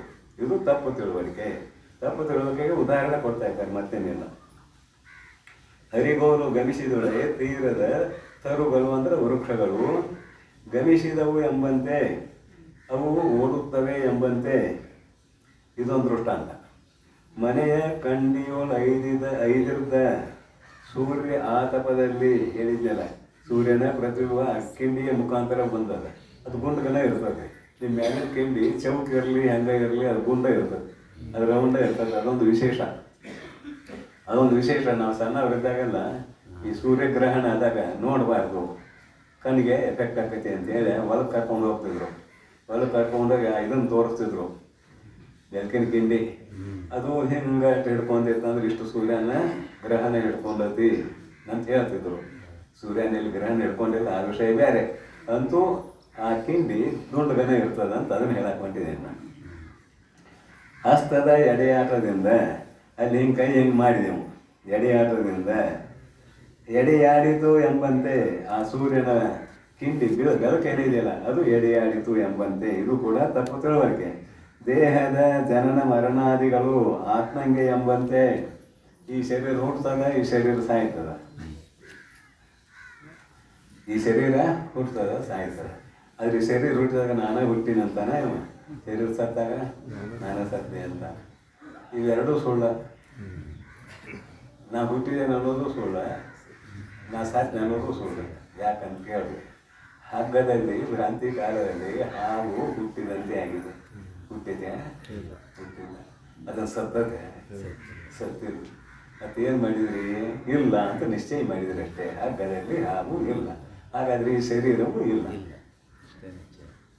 ಇನ್ನೊಂದು ತಮಾಷೆ ಮಾಡ್ತೇನೆ. ಇದು ಹುಟ್ಟಿದ್ದನ್ನು ನೀರು ನೋಡ್ಬೇಕಾದ್ರೆ ಇದಕ್ಕಿಂತ ಮೊದಲು ನೀ ಇರ್ಬೇಕಲ್ಲ. ಇಲ್ಲ. ಮತ್ತೆ ಸತ್ತದ್ದನ್ನು ನೋಡ್ಬೇಕಾದ್ರೆ ನೀ ಇರ್ಬೇಕಲ್ಲ. ಸತ್ತದ್ದನ್ನು ನೋಡಕ್ ಬರೋದಿಲ್ಲ, ಹುಟ್ಟಿದ್ದನ್ನು ನೋಡಕ್ ಬರೋದಿಲ್ಲ. ಎಷ್ಟು ಸುಳ್ಳು ಹೇಳ್ತೀವಿ ನಾವು ನೀವು. ನಾವು ಜಗತ್ತ ಸುಳ್ಳ್ರಿ ಮರ ಏನು ದೃಷ್ಟಾಂತಗಳು ಅಟ್ರೆ ನಮಗೆ ಮಜಾ ತರ್ತಾವ. ನಾವೆಲ್ಲ ನೋಡಿ ವಿಚಾರ ಮಾಡಿ ನೋಡ್ರಿ, ದೃಷ್ಟಾಂತಗಳು ಮಜಾ ತರ್ತಾವ. ಮರಣಾದಿಗಳು ಆತ್ಮಗೆ ಎಂಬಂತೆ ನಿರ್ವಿಕಾರವಾದ ಆತ್ಮ ಚೈತನ್ಯಕ್ಕೆ, ನಿರ್ವಿಕಾರವಾಗಿರುವ ಆತ್ಮ ಚೈತನ್ಯಕ್ಕೆ ದೇಹಾದಿ ಉಪಾಧಿಯಿಂದ ಈ ದೇಹ ಮೊದಲು ಮಾಡಿಕೊಂಡು ಇಂದ್ರಿಯಗಳು ಎಲ್ಲ ತಗೊಂಡು ಉಪಾಧಿಯಿಂದ ಜೀವ ಅವಸ್ಥೆಯು ಸಂಸಾರ ವ್ಯವಹಾರಂ. ಈ ಜೀವ ಅವಸ್ಥೆ ಏನಿದೆಯಲ್ಲ ಇದು ಸಂಸಾರ ವ್ಯವಹಾರ. ಹುಟ್ಟಿದೆ ಸಾಧ್ಯ ಅದನ್ನು ಮಾಡಿ ಇದನ್ನು ಮಾಡಿ ಎಲ್ಲ ಜೀವಾದಿ ಸಂಸಾರ ವ್ಯವಹಾರಂ ಎಂದು ಅರಿಯಲ್ಬೇಕು. ಸಂಸಾರ ವ್ಯವಹಾರ ಏನಾಯಿತು? ಸುಳ್ಳು. ಹುಟ್ಟಿದ್ದು ಸುಳ್ಳ ಈ ಶರೀರ, ಮತ್ತು ಸತ್ತದ್ದು ಸುಳ್ಳ. ಮತ್ತು ಇದ್ರಾಗ ವ್ಯವಹಾರ ಮಾಡಿದ್ರೆ ಹೆಂಗೆ ಕರೆ ಅಂತೀರಿ? ಕರೆಯನ್ನ ಕೊಡ್ತಾರೆ ಬರೋದಿಲ್ಲ. ಇನ್ನು ಈಶ್ವರ ನಾಮಭೇದ. ಈಶ್ವರನಿಗೆ ಒಬ್ಬ ನನ್ನ ಕರೆ ಅವನ ಹೆಸರು ಭಾಳ ಬಂದವ ಹೇಳ್ತಾರೆ. ಈಶ್ವರ ನಾಮಭೇದ. ಮತ್ತಮ್ಮ ಈಶ್ವರನೇ ವಿರಾಟ್ ಪುರುಷನು, ಹಿರಣ್ಯಗರ್ಭನು, ಅಂತರ್ಯಾಮಿಯು ಎಂದು ತ್ರಿವಿಧಂ ಆಗಿರ್ಬೋದು. ಅವರಲ್ಲಿ ಸ್ಥೂಲ ಶರೀರ ಸಮಷ್ಟಿ ಅಭಿಮಾನಿ ವೈಶ್ವಾನರನು ಎಂಬಿವು ಮೊದಲಾದವೇ ವಿರಾಟ್ ಪುರುಷನ ಪರ್ಯಾಯ ನಾಮಗಳು. ಏನಂತಾರೆ ಇವಾಗ ಈಶ್ವರನಿಗೆ? ಮತ್ತಮ್ಮ ಈಶ್ವರನೇ ವಿರಾಟ್ ಪುರುಷ. ಈ ಜಗತ್ತೆಲ್ಲ ಅವನ ಸ್ವರೂಪ. 11ನೇ ಅಧ್ಯಾಯದಲ್ಲಿ ನೋಡಿದಿರಲಿಲ್ಲ? ವಿಶ್ವರೂಪ ದರ್ಶನ ಯೋಗ. ಇದೆಲ್ಲ ಮುಂದೆ ಅವನ ಸ್ವರೂಪವೇ ಈ ಜಗತ್ತೆಲ್ಲ. ಹಾಗವೇ ಎಲ್ಲ ಆಗೈತಲ್ಲ ನಿಮಗೆ. ಹಾವಾಗೈತಿ, ದಂಡಾಗೈತಿ, ಮಾಲೆ ಆಗೈತಿ, ಭೂಚಿದ್ರ ಆಗೈತಿ, ಆಗಿಲ್ಲ? ಅವರವರ ಸಂಸ್ಕಾರಕ್ಕೆ ಅನುಗುಣವಾಗಿ ಏನೇನೋ ಆಗೈತಿ. ಎಲ್ಲಿ ಆಗೈತಿ? ಆದಂಗೆ ಆಗೈತಿ. ಆಗೈತಿ ಅಂತ ಹೇಳ್ತೇವೆ. ಕೆಲಸ ನಿಮಗೆ ಆಗೈತಿ ಅಂತ ಹೇಳಕ್ಕೆ ಆದಂಗೆ ಆಗೈತಿ ಅಂತ ಇದರ ಅಭಿಪ್ರಾಯ, ಮತ್ತೇನಲ್ಲ, ಆದಂಗೆ ಆಗೈತಿ. ಅದಕ್ಕಿಲ್ಲಿ ಪರ್ಯಾಯ ನಾಮ ಹೇಳ್ತಾರೆ. ಈಶ್ವರನೇ ವಿರಾಟ್ ಪುರುಷನು, ಜಾಗ್ರದ ಸಮಷ್ಟಿ ಅಭಿಮಾನಿ, ಎಲ್ಲ ಶರೀರಗಳ ಅಭಿಮಾನಿ, ಸಮಷ್ಟಿ ಅಭಿಮಾನಿ ಅಂತ ಕರಿತೀವಿ ಇದನ್ನು. ಹಿರಣ್ಯ ಗರ್ಭನು ಅಂತರ್ಯಾಮಿ ಎಂದು ನಮ್ಮೆಲ್ಲರ ಅಂತಃಕರಣದ ಅಭಿಮಾನಿ, ನಮ್ಮೆಲ್ಲ ಸೂಕ್ಷ್ಮ ಶರೀರದ ಅಭಿಮಾನಿ. ಅವಾಗೇನಂತಾರು ಅಂತ ಕೇಳಿದರೆ ಅಂತರ್ಯಾಮಿ ಅಂತಾರೆ. ಒಬ್ಬ ಈಶ್ವರ ಆದ, ಇನ್ನೊಬ್ಬ ವಿರಾಟ್ ಆದ, ಮತ್ತೊಬ್ಬ ಹಿರಣ್ಯ ಗರ್ಭ ಆದ, ಆಮೇಲೆ ಅಂತರ್ಯಾಮಿ. ತ್ರಿವಿಧವಾಗಿರ್ಬೋದು. ಈಶ್ವರನೇ ಇಷ್ಟು ಹೆಸರು ಪಡೆದ, ವಿರಾಟ್ ಪುರುಷ, ಹಿರಣ್ಯ ಗರ್ಭ, ಅಂತರ್ಯಾಮಿ ಅಂತ 3 ಹೆಸರು ಪಡೆದ. ತ್ರಿವಿಧವಾಗಿರ್ಬೋದು. ಇದು ಅವಸ್ಥೆಗಳಿಗೆ ಅನುಗುಣವಾಗಿ, ಮತ್ತೇನಲ್ಲ. ಅದರಲ್ಲಿ ಸ್ಥೂಲ ಶರೀರದ ಸಮಷ್ಟಿ ಅಭಿಮಾನಿ ಅದನ್ನು ವಿವರಣೆ ಮಾಡ್ತಾರೆ. ಸ್ಥೂಲ ಶರೀರದ ಸಮಷ್ಟಿ ಅಭಿಮಾನಿ, ಎಲ್ಲ ಶರೀರಗಳ ಅಭಿಮಾನಿ ಯಾರು? ಅವನೇ ವೈಶ್ವಾನರನು. ವೈಶ್ವಾನರನು ಅಂತ ಕರಿತೇವೆ, ವಿರಾಟ್ ಅಂತೂ ಕರಿತೇವೆ. ಅವರಲ್ಲಿ ಸ್ಥೂಲ ಶರೀರ ಸಮಷ್ಟಿ ಅಭಿಮಾನಿ ವೈಶ್ವಾನರನು ಆಯ್ತಲ್ಲ. ಎಂಬಿವು ಮೊದಲಾದವೇ ವಿರಾಟ್ ಪುರುಷನ ಪರ್ಯಾಯ ನಾಮಗಳು. ಇವು ಪರ್ಯಾಯ ನಾಮಗಳು ಅಂದರೆ ಒಂದೇ ವಿಷಯವನ್ನು ಹೇಳತಕ್ಕಂತಹ ಹಲವಾರು ಶಬ್ದಗಳಿಗೆ ಪರ್ಯಾಯ ಶಬ್ದಗಳು ಅಂತ ಕರಿತೇವೆ. ಇಲ್ಲಿ ಒಬ್ಬ ಆತ್ಮತತ್ವವನ್ನು ಒಬ್ಬನೇ ಆತ್ಮತತ್ವವನ್ನು ಹೇಳುವ ಈ ಹೆಸರುಗಳು ವಿರಾಟ, ಸೂತ್ರಾತ್ಮ, ಅಂತರ್ಯಾಮಿ ಇವೆಲ್ಲ ಪರ್ಯಾಯ ನಾಮಗಳು. ವೈಶ್ವಾನರನ ಎಂಬುವು ಮೊದಲಾದರೆ ವಿರಾಟ್ ಪುರುಷನ ಪರ್ಯಾಯ ನಾಮಗಳು. ಬಳಿಕ ಲಿಂಗ ಶರೀರ ಸಮಷ್ಟ್ಯಭಿಮಾನಿ ಮಹಾಪ್ರಾಣನು, ಸೂತ್ರಾತ್ಮಕನು ಎಂಬುವು ಮೊದಲಾದರೆ ಹಿರಣ್ಯ ಗರ್ಭನ ನಾಮಗಳು. ಮತ್ತೇನು ಪರ್ಯಾಯ ನಾಮಗಳು. ಎಲ್ಲರ ಸೂಕ್ಷ್ಮ ಶರೀರದ ಅಭಿಮಾನಿ, ಸಮಷ್ಟಿ ಅಭಿಮಾನಿ ಅಂತ ಬರ್ತಾರೆ. ಎಲ್ಲರ ಸೂಕ್ಷ್ಮ ಶರೀರದ ಅಭಿಮಾನಿ ಯಾವನಿದ್ದಾನೋ ಅವನು ಮಹಾಪ್ರಾಣ ಅಂತ ಒಂದು ಹೆಸರಿದೆ. ಹಾಗೆಯೇ ಸೂತ್ರಾತ್ಮಕನು ಅಂತ ಒಂದು ಹೆಸರಿದೆ, ಹಿರಣ್ಯ ಗರ್ಭ ಅಂತ ಒಂದು ಹೆಸರಿದೆ. ಎಂಬಿವು ಮೊದಲಾದವೇ ಹಿರಣ್ಯ ಗರ್ಭನ ಪರ್ಯಾಯ ನಾಮಗಳು. ಬಳಿಕ ನಂತರ ಕಾರಣ ಶರೀರ ಸಮಷ್ಟ್ಯಭಿಮಾನಿ ಅಜ್ಞಾನೋಪಹಿತ ಚೇತನನು. ನೋಡಿಲಿ ಒಂದು ಮಾತು ಚಂದ ಬರೀತಾರೆ ನಮಗೆ ಗ್ರಂಥಕಾರರು. ಕಾರಣ ಶರೀರ ಸಮಷ್ಟ್ಯಭಿಮಾನಿ. ನಾವು ಅವಿದ್ಯೆಯನ್ನೇ ಕಾರಣ ಶರೀರ ಅಂತ ಒಪ್ಕೊಂಡಿದ್ದೀವಿ. ಎಲ್ಲರ ಶರೀರ ಅವಿದ್ಯೆಗೆ ಅಧೀನವಾಗಿದೆ. ಅವಿದ್ಯೆಯೇ ಕಾರಣ ಶರೀರ. ಆ ಎಲ್ಲ ನಿದ್ರಾವಸ್ಥೆಯ ಶರೀರಗಳ ಅಭಿಮಾನಿ ಯಾವನು ಆಗಿದ್ದಾನೆಯೋ ಅವ ಏನಾಗ್ತಾನಂದ್ರೆ ಅಜ್ಞಾನ ಉಪಹಿತ ಚೇತನನು. ಈ ಶಬ್ದ ಕೇವಲ ಚೇತನನು ಅಲ್ಲಿಲ್ಲ, ಅಜ್ಞಾನ ಉಪಹಿತ ಚೇತನನು ಅಂದರು. ಕೇವಲ ಚೇತನ ಅಂದಿದ್ರೆ ಏನಾಗ್ತಿತ್ತು? ಅಜ್ಞಾನ ಉಪಹಿತ ಚೇತನನು ಅನ್ನೋದ್ರಿಂದ ಏನಾಗ್ತದೆ? ಕೇವಲ ಚೇತನ ಅಂದಿದ್ರೆ ಅಲ್ಲಿ ಅವಿದ್ಯೆ ಇಲ್ಲ ಅಂತ ಒಪ್ಬೇಕಾಗತ್ತೆ. ಎಲ್ಲಿ ನಿದ್ರಾವಸ್ಥೆಯಲ್ಲಿ ಅವಿದ್ಯೆ ಇಲ್ಲ, ಪ್ರಾರಬ್ಧ ಕರ್ಮ ಇಲ್ಲ ಅಂತ ಒಪ್ಬೇಕಾಗತ್ತೆ. ಅದಕ್ಕೆ ಏನು ಹೇಳಿದ್ರು? ಅವಿದ್ಯಾ ಉಪಹಿತ ಚೇತನನು ಅಂದರು. ಅವಿದ್ಯೆ ಐತಿ, ಆದ್ರೆ ಜೀವಾತ್ಮ ಅವಿದ್ಯೆಯೊಡನೆ ಬೆರೆತಿದ್ದಾನ. ಇವ ಒಳಗಿದ್ದಾನ ಸಾಕ್ಷಿ, ಇವ ಅವಿದ್ಯೆಯೊಡನೆ ಬೆರೆತಿಲ್ಲ. ಅದಕ್ಕೆ ಉಪಹಿತ ಅಂತ ಶಬ್ದ ಹಾಕ್ತೇವೆ ನಾವು. ಅವಿದ್ಯಾ ಉಪಹಿತ ಚೇತನನು. ಘಟೋಪಹಿತ ಆಕಾಶ. ಘಟ ಉಪಹಿತ ಆಕಾಶದಲ್ಲಿ ನೀರು ಹಾಕ್ತೀರಿ, ಅಡುಗೆ ಮಾಡ್ತೀರಿ. ಕೇವಲ ಆಕಾಶದಲ್ಲಿ ನೀರು ಹಾಕಕ್ಕೆ ಬರೋದಿಲ್ಲ, ಅಡುಗೆ ಮಾಡೋಕ್ಕೆ ಬರೋದಿಲ್ಲ. ಈ ಪೂರ್ವದಲ್ಲಿ ದೃಷ್ಟಾಂತ 2-3 ಸಲ ಬಂದು ಹೋಗಿದೆ ಇದು. ಹಾಗೆ ಇಲ್ಲಿ ನಿದ್ರಾವಸ್ಥೆಯಲ್ಲಿ ಸಮಷ್ಟಿ ಅಭಿಮಾನಿ, ಎಲ್ಲ ಕಾರಣ ಶರೀರಗಳ ಸಮಷ್ಟಿ ಅಭಿಮಾನಿ ಪರಮಾತ್ಮ. ಆದರೆ ಅವಿದ್ಯಾ ಉಪಹಿತ ಚೇತನನು ಅಂತ ಬರ್ತಾರೆ ಗ್ರಂಥಕಾರರು. ಕೇವಲ ಚೇತನನು ಅಂತ ಬರಲಿಲ್ಲ, ಅವಿದ್ಯಾ ಅನ್ನೋದು ಅಲ್ಲಿದೆ ಅಂತ ಸಿದ್ಧ ಆಯ್ತಿದ್ರಿಲ್ಲ. ಎಲ್ಲಿ ಪುಸ್ತಕದಾಗ ನಿದ್ರಾವಸ್ಥೆಯಲ್ಲಿ ಅವಿದ್ಯಾ ಇದೆ ಅಂತ ಸಿದ್ಧ ಆಯಿತು. ಉಪಹಿತ ಚೇತನನು, ಅಜ್ಞಾನೋಪಹಿತ ಚೇತನನು, ಕಾರಣ ಉಪಾಧಿಕನು. ಕಾರಣ ಶರೀರವೇ ಇಲ್ಲಿ ಉಪಾಧಿ, ಕಾರಣ ಶರೀರವೇ ಇಲ್ಲಿ ಉಪಾಧಿ. ಜಾಗ್ರದಲ್ಲಿ ಸ್ಥೂಲ ಶರೀರ ಉಪಾಧಿ, ಸ್ವಪ್ನದಲ್ಲಿ ಸೂಕ್ಷ್ಮ ಶರೀರ ಉಪಾಧಿ, ನಿದ್ರಾವಸ್ಥೆಯಲ್ಲಿ ಕಾರಣ ಶರೀರ ಉಪಾಧಿ. ಈ 3 ಉಪಾಧಿಗಳಿಗೆ ಅನುಗುಣವಾಗಿ ಭಿನ್ನ ಭಿನ್ನ ಹೆಸರುಗಳು ಅವನಿಗೆ ಬಂದಿದೆ. ಮಾಯಾ ಅವಚ್ಛಿನ್ನನು, ಮಾಯಾಭಾಸನು, ಮಾಯಿ, ಮಾಯಾವಿ, ಜಗದ್ಯೋನಿ, ಆನಂದಮಯನು, ಅಕ್ಷರನು, ಅವ್ಯಕ್ತನು, ಅವ್ಯಾಕೃತನು, ಶಬಲ ಬ್ರಹ್ಮವು, ಸಗುಣ ಬ್ರಹ್ಮವು, ಪರಮನು, ಪರಮೇಶ್ವರನು, ಮಹೇಶ್ವರನು, ಪರದೇವತೆ,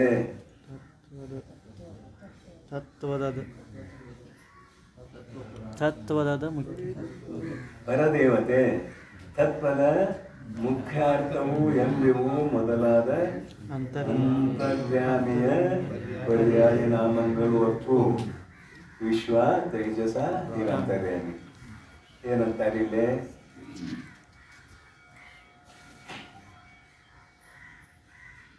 ಪರಮಾತ್ಮನಿಗೆ ಭಾಳ ಹೆಸರಿದಾವ, ಅವನ್ನೆಲ್ಲ ಕೊಟ್ಟ. ಏನಂತಾರೆ ನೋಡಿ ಪರಮಾತ್ಮನ ಹೆಸರುಗಳು.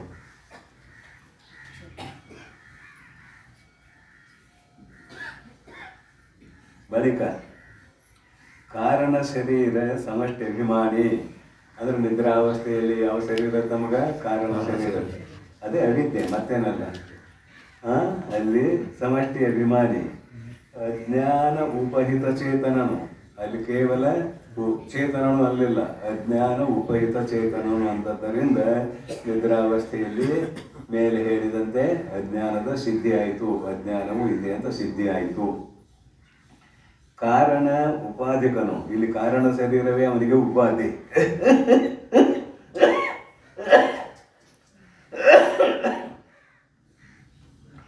ಕಾರಣ ಶರೀರ ಉಪಾಧಿಕನು. ಮಾಯಾ ಅವಚ್ಛಿನ್ನನು. ಮಾಯಾ ಅವಚ್ಛಿನ್ನ ಪರಮಾತ್ಮ. ನಾವು ತತ್ವಮಸಿ ಮಹಾವಾಕ್ಯ ಹೇಳುವಾಗ ಮಾಯೋಪಹಿತ ಚೇತನ ಅಂತ ಹೇಳ್ತೇವೆ. ಇಲ್ಲಿ ಮಾಯಾ ಅವಚ್ಛಿನ್ನನು ಅಂತ ಬರುತ್ತೆ. ಮಾಯೆಯೊಡನೆ ಕೂಡಿಕೊಂಡಾಗಲಿ ಈ ಜಗತ್ತನ್ನು ಸೃಷ್ಟಿ ಮಾಡಿದ ಅಂತ ಇದರ ಅಭಿಪ್ರಾಯ, ಮತ್ತೇನಿಲ್ಲ. ಮಾಯಾ ಅವಚ್ಛಿನ್ನನು, ಮಾಯಾಭಾಸನು. ಮತ್ತದ ಗಟ್ಟಿಯಾಗಬಾರ್ದು ಅಂತ ಏನು ಮಾಡಿದ್ರು, ಮಾಯಾಭಾಸನು. ಇಲ್ಲಿ ಆಭಾಸ ಇದೆ ಅವನು, ಅವ ಕೂಡ್ಕೊಳ್ಳೋವಲ್ಲ, ಯಾವುದರಿಂದಲೂ ಕೂಡ್ಕೊಳ್ಳೋವಲ್ಲ, ಆಭಾಸನು, ಮಾಯಾಭಾಸನು. ಮಾಯಿ ಅವಾಗ ಮಾಯಿ ಅಂತ ಒಂದು ಹೆಸರಿದೆ ಯಾರಿಗೆ, ಪರಮಾತ್ಮನಿಗೆ. ಮಾಯಿ, ಮಾಯಾವಿ, ಜಗದ್ಯೋನಿ, ಜಗತ್ತಿಗೆ ಕಾರಣನು. ಜಗದ್ಯೋನಿ ಅಂದ್ರೆ ಆನಂದಮಯನು. ಅವನ ಸ್ವರೂಪ ಯಾಕಪ್ಪ ಅಂತ ಕೇವಲ ಆನಂದದ ಗಟ್ಟಿ. ಈಶ್ವರನು, ಅಕ್ಷರನು, ನಾಶವಾಗದವನು. ನ ಅಕ್ಷರತೆ ಇತಿ ಅಕ್ಷರ. ಯಾವುದು ನಾಶವಾಗುತ್ತದೆಯೋ ಅದನ್ನು ಅಕ್ಷರ ಅಂತ ಕರಿತೇವೆ, ಯಾವುದು ನಾಶವಾಗುವುದಿಲ್ಲವೋ ಅದನ್ನು ಅಕ್ಷರ ಅಂತ ಕರಿತೇವೆ. ಆಮೇಲೆ ಅವ್ಯಕ್ತನು. ಇಲ್ಲಿ ಒಲಗ ಇದ್ರೂ ಕೂಡ, ನಮ್ಮಲ್ಲಿ ನಿಮ್ಮೆಲ್ಲರ ಒಲಗ ಇದ್ರೂ ಕೂಡ ವ್ಯಕ್ತ ಇಲ್ಲ, ಅವ್ಯಕ್ತನು. ಪರಮಾತ್ಮ ನಮ್ಮ ನಿಮ್ಮೆಲ್ಲರಲ್ಲೇ ಇದ್ದಾನೆ, ಆದರೆ ವ್ಯಕ್ತ ಅಲ್ಲ, ಅವ್ಯಕ್ತನು. ಆಮೇಲೆ ಅವ್ಯಾಕೃತನು. ಅವ್ಯಕ್ತ ಅಂತ ಒಂದಾಯಿತು. ಅವ್ಯಾಕೃತನು, ವಿಕಾರವನ್ನು ಹೊಂದಲಾರದವನು. ಜಗತ್ತನ್ನು ಸೃಷ್ಟಿ ಮಾಡುವಾಗಲೂ ಕೂಡ ಆತನು ವಿಕಾರವನ್ನು ಹೊಂದುವುದಿಲ್ಲ, ಅವ್ಯಾಕೃತನು. ಶಬಲ ಬ್ರಹ್ಮವು, ಮಾಯಾ ಶಬಲಿತ ಬ್ರಹ್ಮ ಜಗತ್ತಿಗೆ ಕಾರಣ ಅಂತ ಭಾಳ ಸಲ ಹೇಳಿಯಾಗಿದೆ. ಶಬಲ ಬ್ರಹ್ಮವು. ಆಮೇಲೆ ಸಗುಣ ಬ್ರಹ್ಮವು. ನಿರ್ಗುಣ ಬ್ರಹ್ಮ, ಸಗುಣ ಬ್ರಹ್ಮ ಅಂತ ಎರಡು ಮಾಡಿದೆ. ಈ ಮಾಯಾವಚ್ಛಿನ್ನ ಚೇತನವನ್ನು ಸಗುಣ ಬ್ರಹ್ಮ ಅಂತ ಕರಿತಾ ಇದ್ದಾರೆ. ಸಗುಣ ಬ್ರಹ್ಮವು. ಪರಮನು, ಆತನು ಅತ್ಯಂತ ಶ್ರೇಷ್ಠನು, ಪರಮನು. ಪರಮೇಶ್ವರನು, ಎಲ್ಲವನ್ನು ಆಳುವವನು, ಪರಮೇಶ್ವರನು. ಈಶಾವಾಸ್ಯಮಿದಂ ಸರ್ವಂ ಯತ್ಕಿಂಚ ಜಗತ್ಯಾಂ ಜಗತ್ತೇನ ತತ್ತೇನ ಭುಂಜಿತಾ ಮಹಾಭೃತ ಕಶ್ಯ ಶುದ್ಧನಂ ಅನ್ನುವ ಈಶಾವಾಸ್ಯೋಪ ಮಂತ್ರದಲ್ಲಿ ಈಶಾ ಆವಶ್ಯಮಿದಂ ಸರ್ವಂ, ಅಲ್ಲಿ ತೃತೀಯ ವಿಭಕ್ತಿ ಇದೆ ಈಶಾ ಶಬ್ದಕ್ಕೆ. ಅವನೇ ಈ ಜಗತ್ತನ್ನು ನಿರ್ಮಾಣ ಮಾಡಿದವನು ಅಂತ ಅಭಿಪ್ರಾಯ. ಮಹೇಶ್ವರನು, ಪರದೇವತೆ. ಪರಮೇಶ್ವರನು ಆಯ್ತಾ, ಮಹೇಶ್ವರನು. ಇದು ಪುರಾಣದ ಕಥೆ ಹೇಳುವಾಗ ನಮ್ಮ ದೇವರು ದೊಡ್ಡ, ನಿಮ್ಮ ದೇವರು ದೊಡ್ಡ, ಇದು ಬರುದ. ಯಾವ ದೇವರು ದೊಡ್ಡ ಅಲ್ಲ, ಎಲ್ಲ ದೇವರು ಒಂದೇ. ಉಪಾಧಿಯಿಂದ ಕೂಡ್ಕೊಂಡು ಬೇರೆ ಬೇರೆ ಹೆಸರು ಬಂದವಷ್ಟೇ. ಆದ್ರೆ ಮಹೇಶ್ವರನು, ಅವರವರ ಮತವಾದಿಗಳು ಅಭಿಮಾನ ಪಟ್ಟ ಅವ್ರಿಗೆ ಹೆಸರು ಕೊಡ್ತಾರೆ ಮಹೇಶ್ವರನು. ಪರದೇವತೆ ನೋಡು, ಮತ್ತು ಪರದೇವತೆ ಎಲ್ಲ ದೇವತೆಗಳಿಗೆಲ್ಲಿ ಎಲ್ಲ ದೇವತೆಗಳಲ್ಲಿ ಶ್ರೇಷ್ಠವಾದ ದೇವತೆ. ತತ್ಪದ ಮುಖ್ಯಾರ್ಥವು ಇಷ್ಟೆಲ್ಲ ಹೇಳಿ ತತ್ವಮಸಿ ಎನ್ನುವ ಮಹಾವಾಕ್ಯದಲ್ಲಿರುವ ತತ್ಪದದ ವಾಚ್ಯಾರ್ಥನು. ಮುಖ್ಯಾರ್ಥ ಅಂದರೆ ವಾಚ್ಯಾರ್ಥನು. ಎಂಬೆವು ಮೊದಲಾದವೇ ಅಂತರ್ಯಾಮಿಯ ಪರ್ಯಾಯ ನಾಮಂಗಲು ಅಕ್ಕಂ. ಇವಾಗ ಅಂತರ್ಯಾಮಿ ಅಂತ ಹೆಸರು ಕೊಟ್ಟರು, ಪರ್ಯಾಯ ನಾಮಂಗಲು ಅಕ್ಕಂ. ಮುಂದಿನ ಹೆಜ್ಜೆಗೆ ಉಪಾಧಿ ದೃಷ್ಟಾಂತ.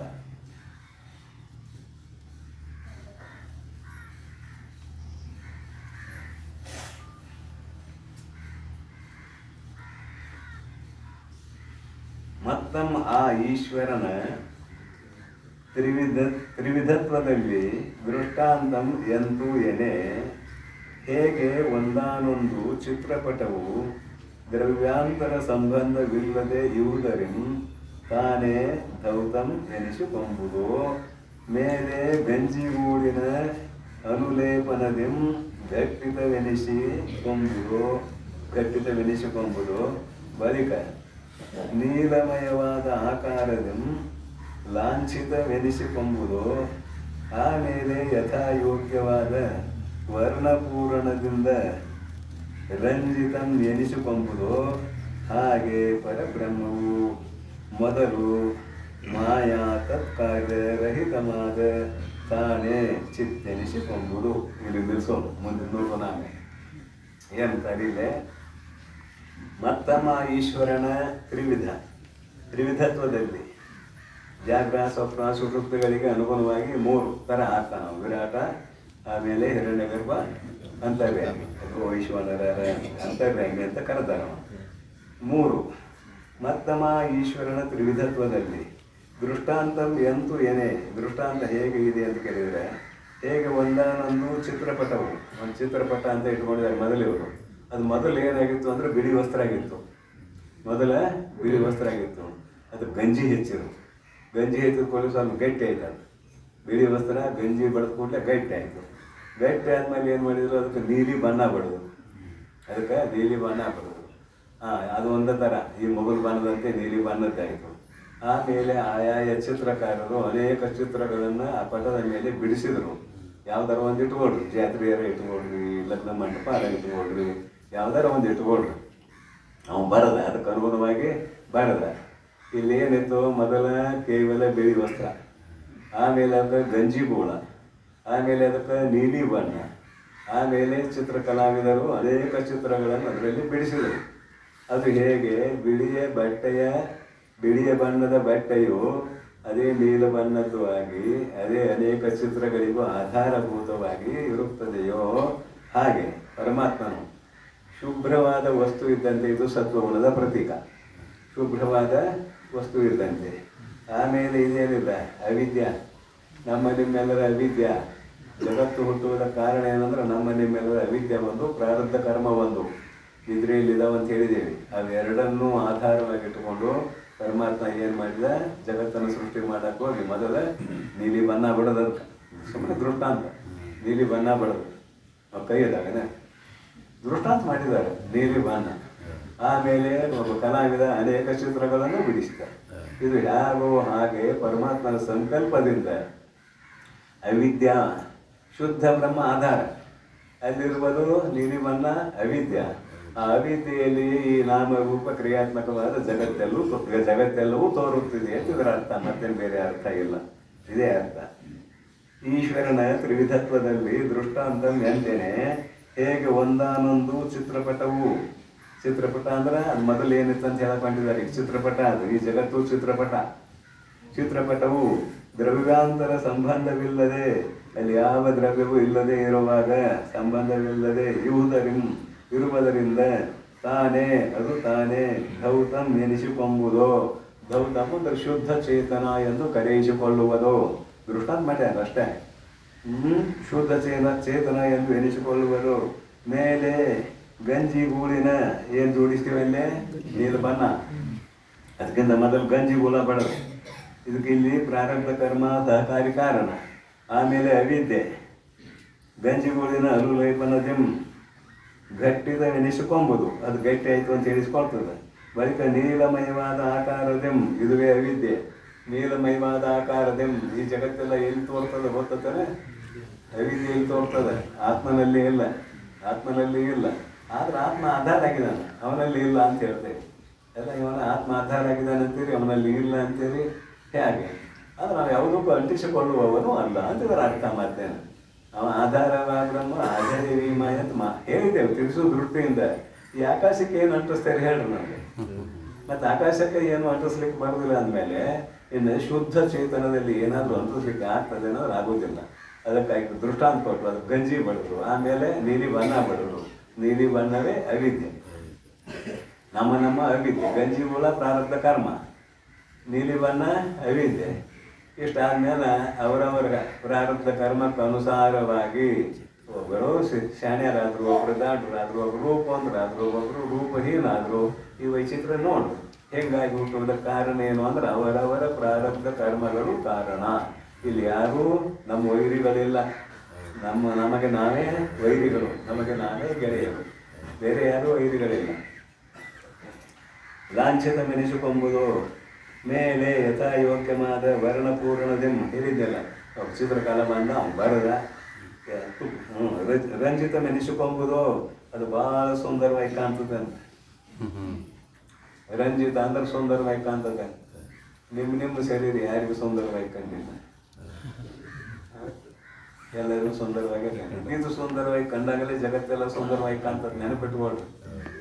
ಇದು ಮೊದಲು ಸುಂದರವಾಗಿ ಕಾಣಬೇಕು, ಆಮೇಲೆಲ್ಲ ಜಗತ್ತು ಸುಂದರವಾಗಿ ಕಾಣ್ತದೆ. ಮತ್ತು ಇದು ಕೆಟ್ಟದ್ದು ಕಂಡಿತು ಜಗತ್ತೆಲ್ಲ ನಿಮ್ಗೆ ಕೆಟ್ಟದ, ಏನೂ ಸುಖ ಇಲ್ಲದ್ರ. ರಂಜಿತ ಅಂದ್ರೆ ಏನು? ಪ್ರಪಂಚ ನೋಡಿ ಭಾಳ ಸಂತೋಷ ಆಗೈತಲ್ಲ, ಇದು ರಂಜಿತ. ಭಾಳ ಸಂತೋಷ ಆಗಿದೆ, ಪ್ರೀತಿಗೆ ವಿಷಯ ಆಗಿದೆ.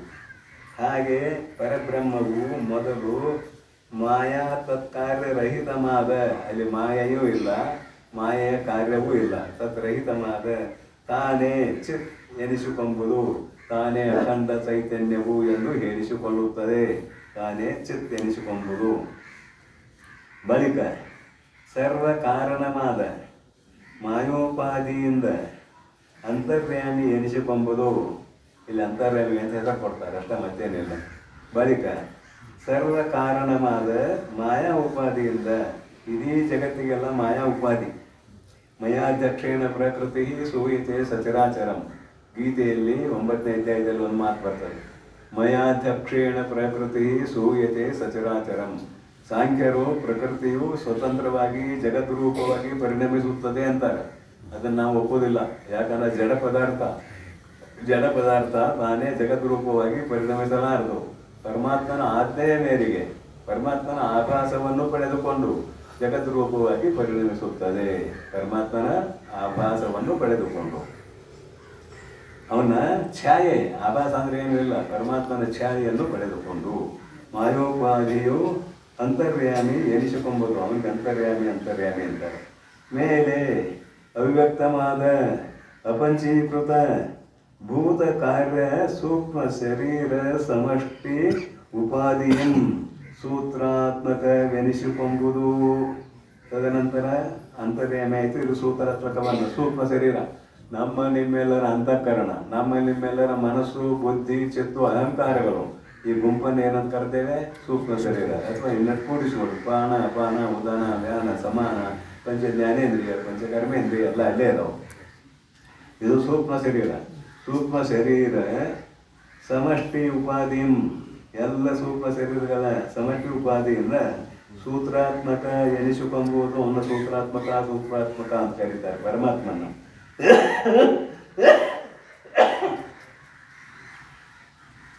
ಮೇಲೆ ವ್ಯಕ್ತವಾದ ಪಂಚೀಕೃತ ಪಂಚಭೂತ ಕಾರ್ಯರೂಪ,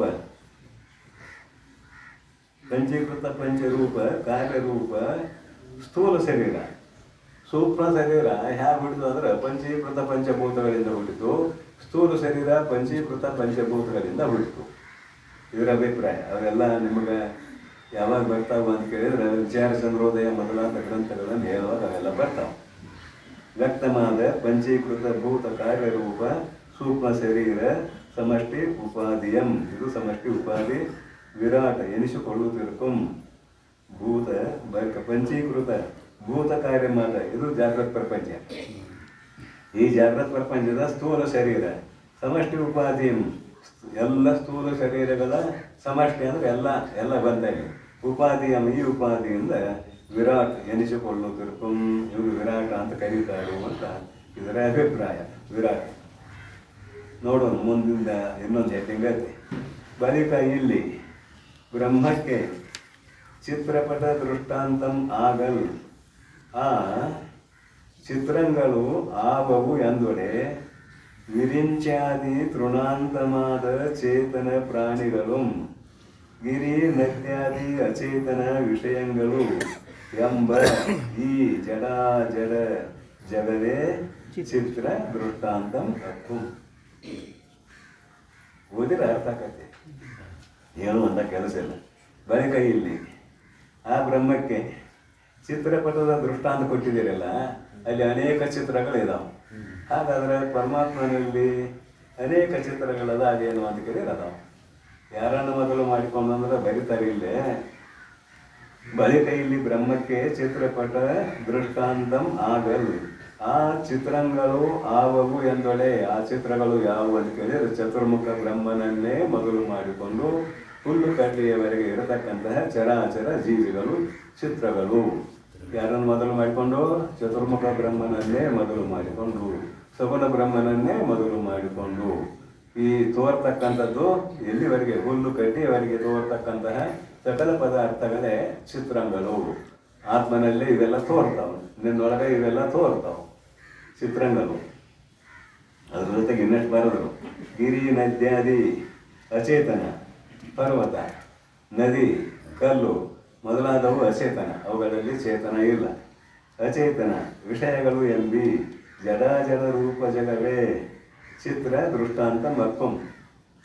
ಇಲ್ಲಿ ವೃಕ್ಷಾದಿಗಳಲ್ಲಿ ಚೇತನ ಇದೆ. ಎಂಥ ಚೇತನ? ವಿಶೇಷ ಚೇತನ ಇದೆ. ಆದರೆ ಪಾಷಾಣದಲ್ಲಿ ವಿಶೇಷ ಚೇತನ ಇಲ್ಲ. ಅದಕ್ಕೆ ಇದಕ್ಕೆ ಏನು ವ್ಯತ್ಯಾಸ? ವೃಕ್ಷ ಸಿಗಿತತಿ, ವೃಕ್ಷ ಸಿಗಿತತಿ, ಅದು ಕಡೀರಿ ಅದೇ ರಸ ಸೋರ್ತತಿ, ಅದಕ್ಕೂ ನೋವಾಕೈತಿ. ಆದರೆ ಪ್ರತೀಕಾರ ಮಾಡುವ ಶಕ್ತಿ ಕೊಟ್ಟಿಲ್ಲ ಪರಮಾತ್ಮ ಅದಕ್ಕೆ.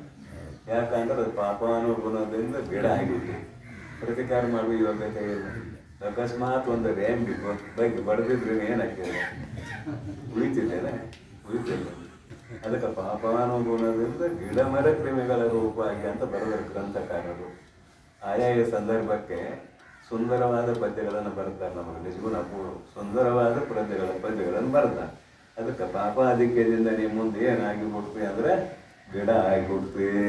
ಪಾಪ ಮಾಡಬೇಡ, ಪುಣ್ಯವನ್ನೇ ಮಾಡು ಅಂತಿದ್ರೆ ಅಭಿಪ್ರಾಯ. ಮತ್ತೇನಲ್ಲ, ಪುಣ್ಯವನ್ನೇ ಮಾಡು. ನಮ್ಮ ಪ್ರಾರಬ್ಧ ಕರ್ಮ ಇದೆಲ್ಲಕ್ಕೂ ಕಾರಣ ಅಂತಾಯಿತು. ಇನ್ನು ಗುಣಾದಿ ಕಲ್ಪನೆ ಅಂತಿದೆ, ಅದು ಹೆಡ್ಡಿಂಗ್ ಅದು ದೊಡ್ಡದೈತಿ, ಶರೀರಕ್ಕೂ ಅನಾರೋಗ್ಯ ಆಗೈತಿ. ಅದನ್ನು ನಾಳೆ ನೋಡೋಣ ಅಂತ ಹೇಳಿ ಇಂದಿನ ಪ್ರವಚನ ಕೇಳಿಸಿ